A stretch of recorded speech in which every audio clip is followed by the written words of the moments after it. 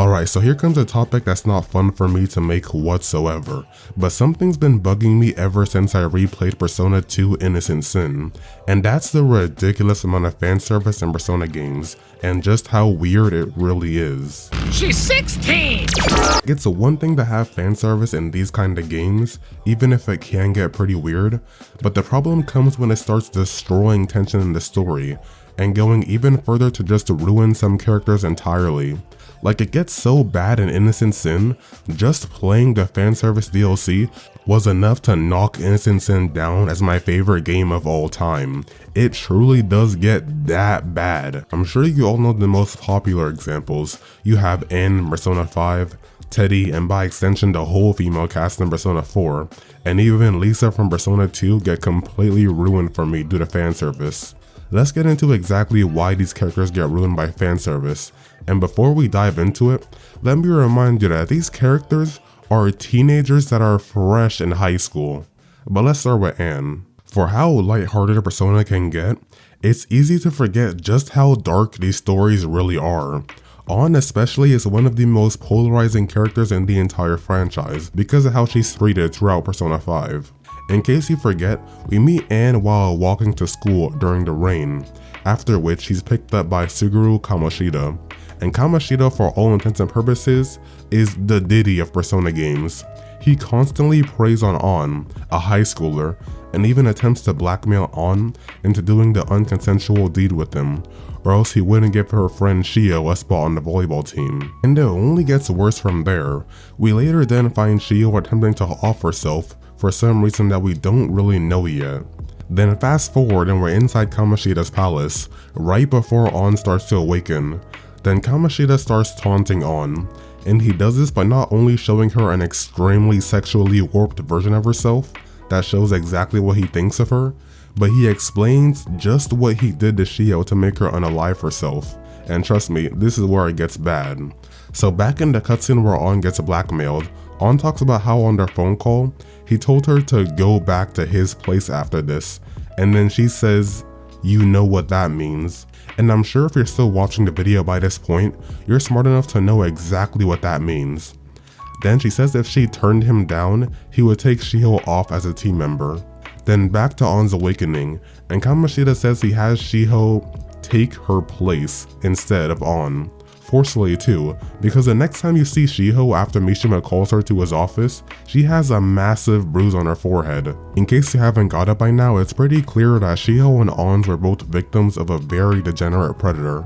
And this sets the stage for just how horribly Atlas treats Anne. As a victim of a predator, what does Atlas do with this complex and tragic character? Why not sexualize them at every single turn? Usually in ways that's completely out of her control, mind you. Whether it's having Ryuji creep on her in the desert, hyper zooming into her breast in Strikers, or having the whole female cast do whatever the fuck this is in Persona 5 dancing. Quite frankly, it's pretty disgusting how they treat her character.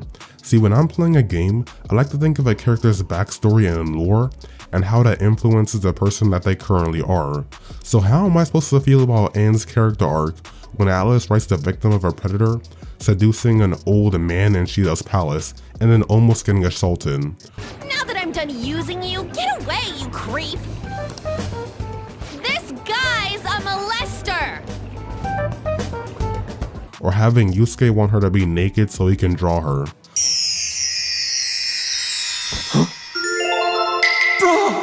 Let me remind you, none of this needs to be in the game. You don't have to write this. Trust me, you don't need a zoom in of a high schooler's chest, and you don't need to see her get creeped on by an older man, and you most definitely don't need to see whatever the hell is happening in Persona 5 dancing. It completely ruins her character for me. At one moment, she's a really tragic victim of getting preyed upon and almost assaulted by Kamoshida. Then in the very next minute, you're supposed to laugh at her getting assaulted by an older guy.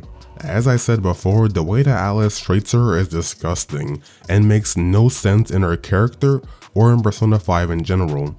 Even the official Atlas account was sexualizing this teenager on Twitter.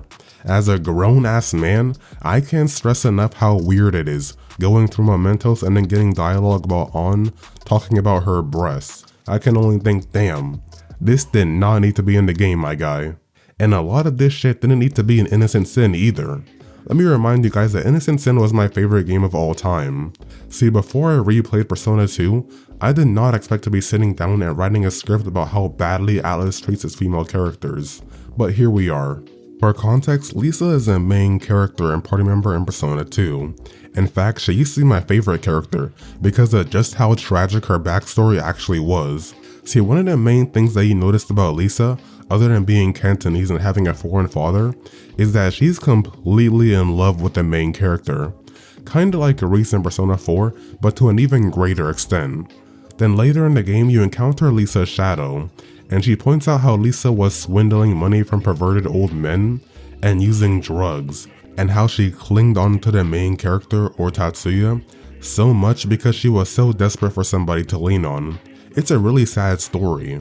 And when you remember that she was a 17-year-old in high school who was ruining her life with drugs and dealing with perverted old men and just wanted someone to lean on, someone that she could actually connect with.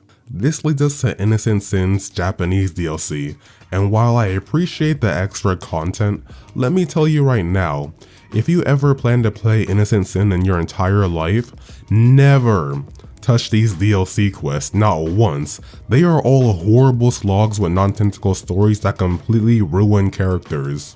But let's talk about the one that damn near completely ruined Innocent Sin for me. A moment that was so bad, when I was recording it, I renamed the recording to be called The Worst Moment in Megami Tensei History.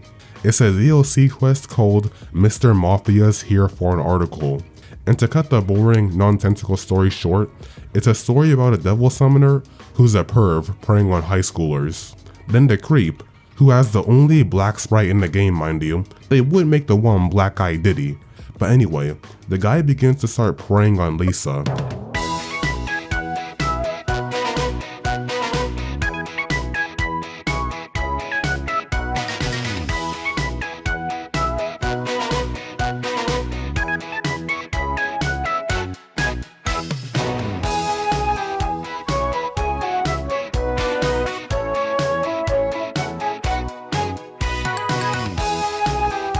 And asks her to call him Big Bro and say meow.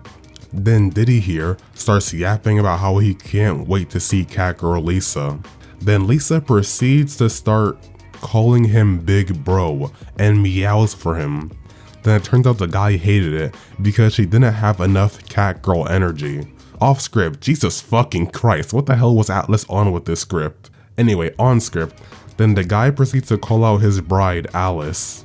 Yes, the same Alice you think of when you play a Megami Tensei game, the kid that carries around a teddy bear, yes. Then after you beat his bride, Alice-chan, just saying the words Alice-chan makes me want to do a somersault off the highest New York building and crash out. But anyway, the guy then reveals that he got plenty of panty shots of Ginkgo. And yes, a panty shot is exactly what you think it is. Then the guy runs off and the day is saved. This gets played off as a funny moment, but I think I speak for everybody when I say what the fuck was this cutscene? Seriously, what is it with Atlas and sexualizing victims of predators? Lisa was preyed upon as a high schooler and almost had her life ruined because of it. So Alice decides the appropriate action for that is to have a guy take pictures of her and have him ask to be called Big Bro and ask her to meow. Yeah, An was a victim of a predator who tried blackmailing her into... yeah, and when that didn't work, he tried to force himself on his friend, which almost caused her death. How does Atlas treat this? By having An get assaulted by an older guy as a funny joke, of course. What about zooming in on her chest? See, you don't get it. It's absolutely vital to the plot that we have to zoom in on the chest of a teenage victim. It's absolutely vital to the plot that a teenage victim of drugs and predators has a creep take panty shots of her, then have her meow to him. Let me remind you, it's grown-ass 30-year-old men writing this shit. But don't worry, this isn't even their final form. They can sexualize abuse victims, but what about turning characters into pervs like Teddie?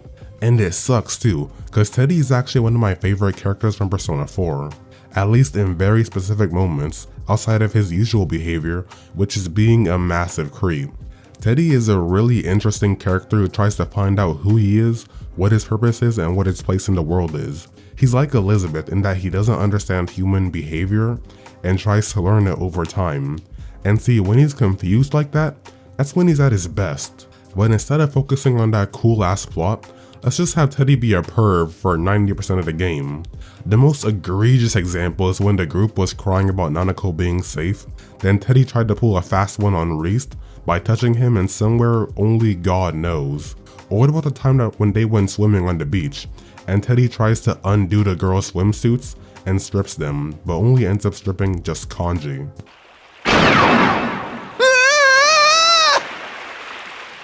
Holy shit, the wardrobe malfunction was mine! Or that time where he got the girls' measurements.